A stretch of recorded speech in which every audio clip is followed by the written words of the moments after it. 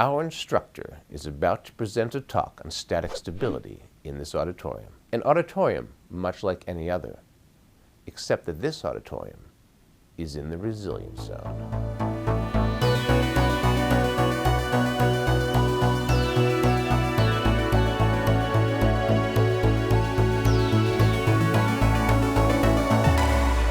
Hi everyone.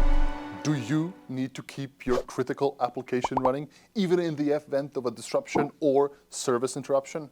Well, my name is Darko and I'm a developer here at AWS, and today I'm going to teach you all about static stability. It's the thing that's going to keep your application running.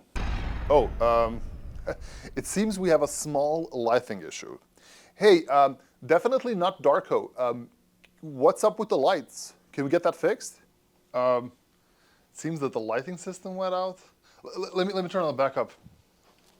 Sorry, everybody. We should have this fixed in just a second. Can we fix this? Yeah, sorry. It seems something's wrong with the control plane. I don't really know how to deal with it. I think it's just dead. What do you mean? Can't you just go and flick a switch or something? Nope, no can do. Everything that's controlled is controlled through this thing. And that is one complicated beast.